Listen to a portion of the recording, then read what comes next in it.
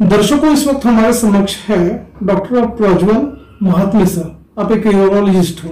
हाँ सर, हमारे चैनल में आपका स्वागत है। धन्यवाद। सर, हम आपसे ये जानना चाहेंगे कि जो low immunity, uncontrol blood sugar है, जिनको हाइपरटेंशन है, इनमें ये देखा गया कि यूरिन रिलेटेड डिजीज काफी बढ़ रहा है। तो आप ये बताइए कि किस तरह के अपने यहाँ पेशेंट्स अपनी क्लिनिक में आते हैं, उस बारे में आप बताइए। मेनली जो यूरोलॉजिकल इश्यूज होते हैं, जैसे यूरिन बार बार लगना, यूरिन में जलन होना, यूरिन का इन्फेक्शन, ये जो चीजें हैं ये डायबिटीज जिनमें होता है उनमें काफी कॉमन होता है। जितना डायबिटीज अनकंट्रोल रहेगा, जितना शुगर लेवल बॉडी की ज्यादा रहेगी, उतना इन्फेक्शन होने का चांस ज्यादा होता है। पेशेंट को बार बार यूरिन लगती है, जलन होती है। हाइपरटेंशन से यूरिन जो यूरोलॉजिकल इश्यूज है वो डायरेक्टली नहीं होते, उससे किडनी पे डायरेक्ट असर होकर किडनी खराब होने का चांस रहता है। बट डायबिटीज से डायरेक्टली यूरोलॉजिकल इश्यूज होते हैं। लो इम्यूनिटी रही, उससे भी इन्फेक्शन का चांस ज्यादा रहता है। सर, ये भी देखा गया कि जो मेल इनफर्टिलिटी जो होती है, टेस्ट जो ग्रंथि होती है, उनमें भी काफी प्रॉब्लम्स, डिसफंक्शंस रहते हैं। तो आप ये बताइए कि मेल से रिलेटेड क्या क्या डिजीजेस होते हैं। पर्टिकुलरली अगर मेल पॉइंट ऑफ व्यू से देखेंगे तो प्रोस्टेट एक काफी प्रोमिनेंट इशू है यूरोलॉजी में। वो एक ग्रंथि नॉर्मल अपने शरीर में होती है, जो एक 50 इयर्स के बाद उसका साइज बढ़ना चालू होता है। जैसे बाल सफेद होते हैं, बाल झड़ते हैं, उसी तरह से वो ग्रंथि जो है वो 50 इयर्स के बाद उसका साइज बढ़ना चालू होता है। उसका लोकेशन जो होता है वो पेशाब की थैली और नली के बीच में रहता है, और पेशाब की नली प्रोस्टेट ग्रंथि के बीच से होकर गुजरती है। उसकी वजह से उसका साइज जब बढ़ता है तो पेशाब निकालने में रुकावट पैदा होती है। अभी इनिशियली वो रुकावट जो होती है उससे मेडिसिन से इलाज किया जा सकता है, बट अगर वो तकलीफ काफी बढ़ गई या मेडिसिन से कंट्रोल नहीं हो पा रही है चीजें, तो फिर ऑपरेशन करना होता है। जैसे आपने बोला मेल इनफर्टिलिटी, अभी आज के जमाने में इनफर्टिलिटी का इशू बहुत ज्यादा उभर के आ रहा है। जितने भी इनफर्टिलिटी के पेशेंट्स होते हैं उसमें 40% प्रॉब्लम मेल्स में होता है, 40% फीमेल में हो सकता है, और 20% प्रॉब्लम जो होता है वो दोनों में, या फिर कई प्रॉब्लम समझ में नहीं आता। तो मेल इनफर्टिलिटी जो होता है वो स्ट्रेस रिलेटेड होता है, काफी कुछ अनुवांशिक चीजें होती है, उसके कारण हो सकता है। या फिर जो आजकल स्मोकिंग हो गया, अल्कोहल कंजम्पशन, टोबैको कंजम्पशन, उसकी वजह से भी फर्टिलिटी का इशू होने की बहुत संभावना रहती है। सर, ये भी देखने में आया है कि जो कोविड के बाद देखा कि काफी जो यंगस्टर पेशेंट्स हैं उनमें मूत्र विकार के लक्षण काफी पाए जा रहे हैं। तो आप ये बताइए कि उसके सिम्टम्स क्या होते हैं, मतलब किस तरह से सिम्टम्स होते हैं मूत्र विकार के, उसमें क्या लक्षण पाए जाते हैं, उस बारे में बताइए। जिनको स्पेशली कोविड हुआ है उसके बाद से पेशाब बार बार लगना और पेशाब करने की इच्छा होना ज्यादा, वो एक आम सिम्टम होता है जो कोविड पेशेंट्स को होने की संभावना रहती है। हर किसी में नहीं होता, बट एक काफी बड़ा नंबर है जिसमें ये प्रॉब्लम होने की संभावना है। इनिशियली पेशाब बहुत जल्दी जल्दी लगती है, तो उसकी वजह से काफी दिक्कत होती है, रोजमर्रा की चीजें करने में काफी दिक्कत आ सकती है। ये प्रॉब्लम कुछ लिमिट तक बढ़ता है, फिर अपने आप ही उसको जो है वो कंट्रोल में आने लगता है बाद में। बट कोविड के बाद से जो एक इशू देखने में आया है कि लोगों में डायबिटीज जो है उसकी संख्या, डायबिटीज का प्रॉब्लम बढ़ने लगा है। तो इनडायरेक्टली डायबिटीज बढ़ने से यूरिन से रिलेटेड जो बाकी चीजें हैं, जैसे ये सब पेशाब बार बार लगना, इन्फेक्शन, ये सब चीजें में काफी बढ़ोतरी हुई है। सर, ये भी देखा गया है कि जो मतलब पेशेंट जिन्हें डायबिटीज है, तो ये लोग यदि दिन में 3 लीटर 5 लीटर 7 लीटर पानी भी पिए तो बड़ा मुश्किल से आधा लीटर भी यूरिन नहीं कर पाते, या जाते तो उनको बहुत थोड़ा सा मामूली सी लगता है, तुरंत वापस आ जाते हैं। तो आप ये बताइए, तो ये जो डिसऑर्डर्स है तो उसकी भी कुछ वजह है क्या? देखो, डायबिटीज के कारण जो किडनी पे असर होता है उसकी काफी सारी स्टेजेस होती है। आप जो जिस तरह से बात कर रहे हैं, तो पानी पी रहे हैं बट यूरिन नहीं आ रही है, ये काफी लेट स्टेज में होने वाला प्रॉब्लम है। इनिशियल जब डायबिटीज होता है तो प्यास भी ज्यादा लगती है, यूरिन भी ज्यादा लगती है। जैसे जैसे डायबिटीज किडनी पे असर करता है और किडनी अगर फेल होने लगती है, तो उसके बाद ये जैसे आप बोल रहे हो कि यूरिन कम बनती है शरीर में, वो प्रॉब्लम बाद में होने की संभावना है। इनिशियली तो प्यास ज्यादा लगती है, पेशाब ज्यादा होती है। बहुत बार ये सिम्टम से पेशेंट को डायबिटीज है ये पता लगाया जाता है। तो इस तरह से उसकी अलग अलग स्टेजेस होती है कि डायबिटीज एक ऐसी बीमारी है जो शरीर के सब ऑर्गन्स पे इफेक्ट करती है। उसमें किडनी भी है, पेशाब की थैली को भी इफेक्ट करता है, पेशाब की थैली का पावर कमजोर हो जाता है। उसकी वजह से पेशाब की थैली पेशाब को पूरी तरह से शरीर के बाहर नहीं निकाल पाती, उसकी वजह से पेशाब की थैली में बचने के कारण इन्फेक्शन की मात्रा बढ़ती है।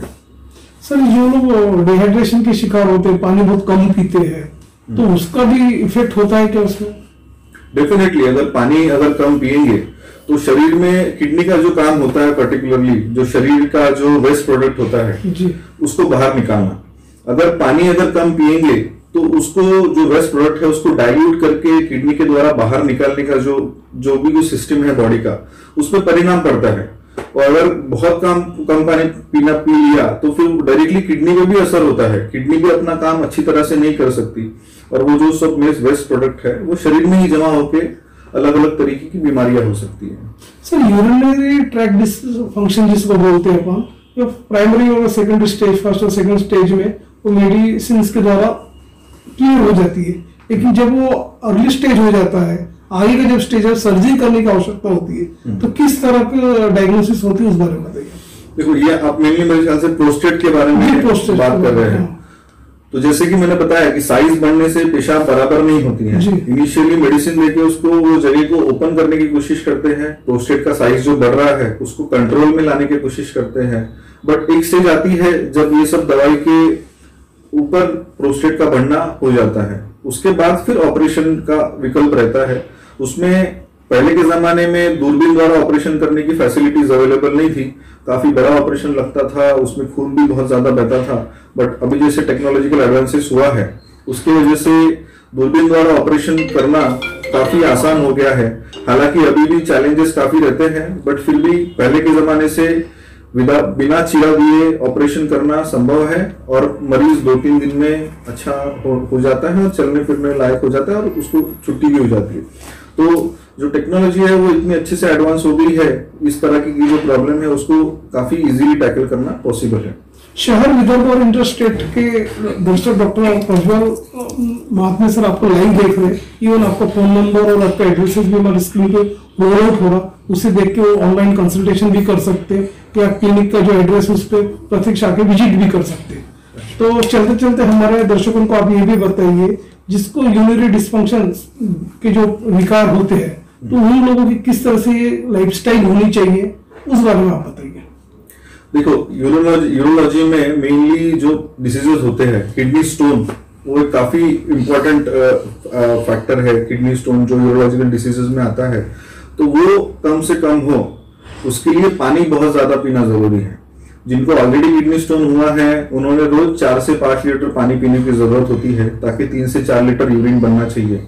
खाने में नमक कम खाना चाहिए और जो कैल्शियम की मात्रा है खाने में वो नॉर्मल होनी चाहिए।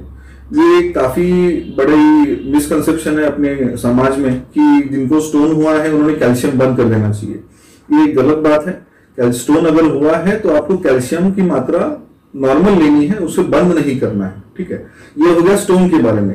जिनको प्रोस्टेट का प्रॉब्लम है, जिनको बार बार यूरिन लगती है, रात में बहुत बार उठने की जरूरत पड़ती है, ऐसे लोगों ने रात को शाम को 4 बजे के बाद या 5 बजे के बाद पानी लेने का सेवन कम कर देना चाहिए। चाय कॉफी का सेवन भी दोपहर के बाद नहीं करना चाहिए। कुछ लोग अगर अल्कोहल कंज्यूम करते हो तो उन्होंने उसकी मात्रा में कमी लानी चाहिए। ये सब चीजें करना इसलिए जरूरी है क्योंकि ये सब चीजों से रात में यूरिन ज्यादा बनती है, पेशेंट को रात में ज्यादा उठने की जरूरत पड़ सकती है, उसके कारण नींद डिस्टर्ब होती है, बाकी दूसरे दिन के सब प्रोग्राम डिस्टर्ब हो जाते हैं और पेशाब पूरी तरह से अटकने के भी प्रॉब्लम हो सकता है। तो इसलिए अगर आपको यूरिन का कुछ प्रॉब्लम है, कुछ आपको समझ में आ रहा है कि यूरिन के रिलेटेड कुछ संबंधित कुछ इश्यू है, तो उसे निग्लेक्ट नहीं करना चाहिए। जो भी आपके पास का यूरोलॉजिस्ट, नजदीकी जो डॉक्टर है, उनसे सलाह लेके प्रॉपर अपना जांच करा के मेडिसिन या फिर सर्जरी जो भी चीज आपके लिए जरूरी है वो करवानी चाहिए। क्योंकि अगर समय रहते इन चीजों पे इलाज नहीं किया गया तो फिर आगे कॉम्प्लिकेशंस होने की संभावना रहती है, किडनी खराब हो सकती है, जान का भी धोखा हो सकता है। इसलिए ये सब चीजों के बारे में अगर समय रहते बराबर स्टेप लिए गए तो फिर सब चीजें नॉर्मलाइज हो जाती है, इतने दूर तक बात पहुंचने की जरूरत ही नहीं होती। सर ऐसे भी देखा गया है कि सीडेंटरी लाइफस्टाइल है, लाइक एक्सरसाइजेस बोलो या फिर अल्कोहल का ज्यादा कंजम्पशन करते हैं, ऑयली और स्पाइसी फूड खाते हैं, उसका इफेक्ट उनकी किडनी पे, पर्टिकुलरली प्रोस्टेट पे, आप जो बोल रहे हैं प्रोस्टेट पे कितना इफेक्ट होता है उस बारे में बताइए। आजकल जो लाइफस्टाइल का इशू है वो काफी आम बात हो गई है, क्योंकि लाइफस्टाइल ऐसी हो गई है कि काम बहुत ज्यादा है लोगों में, बट एक्टिविटी जो रहती है बॉडी को जितनी जरूरत है वो नहीं हो पाती। उसके वजह से डायबिटीज, ब्लड प्रेशर, ये सब बीमारियां काफी बढ़ गई है। तो ये बीमारियों से किडनी पे डायरेक्टली असर पड़ता है। किडनी का जो यूरिन बनाने का काम है उस पे हैम्पर होता है और यूरिन बराबर से बन नहीं पाती। इसकी वजह से किडनी फेल होने का काफी ज्यादा चांस रहता है। लगभग जिनको डायबिटीज, ब्लड प्रेशर है उन लोगों में 25% चांस रहता है कि उनकी किडनियां फेल हो सकती है। बाकी प्रोस्टेट जो है उस पर डायरेक्टली लाइफस्टाइल का इफेक्ट नहीं पड़ता, किडनियों पे पड़ता है। तो किडनियां अगर अपनी सेफ रखनी है, थोड़ी बहुत जितना भी अपने लाइफस्टाइल में आप daily routine activities, exercise, yoga या चलना फिरना जो भी आप इंक्लूड कर सको उतना अच्छा रहेगा। क्योंकि आजकल जो है अगर आप स्वस्थ रहोगे तो ही आप बाकी चीजें अच्छे से कर पाओगे। अगर आप हेल्दी ही नहीं हो तो बाकी सब चीजों का कुछ फायदा नहीं है। दूर दराज के दर्शक डॉक्टर प्रज्वल सर आपको लाइव देख रहे हैं, हमारे दर्शक जो विजिट करना चाहते हैं अपने क्लिनिक में, तो आप ये बताइए कि यहाँ पे किस तरह की फैसिलिटी या लाइन ऑफ ट्रीटमेंट अवेलेबल, उस बारे में आप बताइए। सबसे पहले तो जो भी पेशेंट हमारे पास आते हैं उनकी हम पूरी तरह से अच्छे से हिस्ट्री लेके उनकी जांच करके क्या इनको प्रॉब्लम है उसको समझने की कोशिश करते हैं। उसके बाद जो भी जांचें रिक्वायर्ड है वो ट्रीटमेंट यानी डिसीज के डायग्नोसिस तक पहुंचने के लिए, वो करने के बाद जो भी डिसीजेस यानी जो भी डायग्नोसिस होता है उस पर ट्रीटमेंट करने के लिए हर तरह की सुविधा अपने पास अवेलेबल है। Open surgery, endoscopic surgery, stone के लिए लेजर सर्जरी या फिर लैप्रोस्कोपिक सर्जरी, हर तरीके का इलाज यहाँ पे जो भी आज की लेटेस्ट टेक्नोलॉजी है वो सब तरीके से हम ऑपरेशन करते हैं। जैसे कि प्रज्वल सर आपने बताया कि मूत्र विकार के लक्षण क्या होते हैं, किस तरह से डायग्नोसिस किया जाता, किस तरह से लाइफस्टाइल्स को मेंटेन किया जाता, ये सारे जितने प्रश्न है उसका आपने बेबाक से जवाब दिया। हमारे दर्शक देख के खुश हो गए आपके इस आंसर को देखते हुए। तो और आपने हमारे चैनल में वार्तालाप के संवाद साधा, उसके लिए आपको धन्यवाद। Thank you.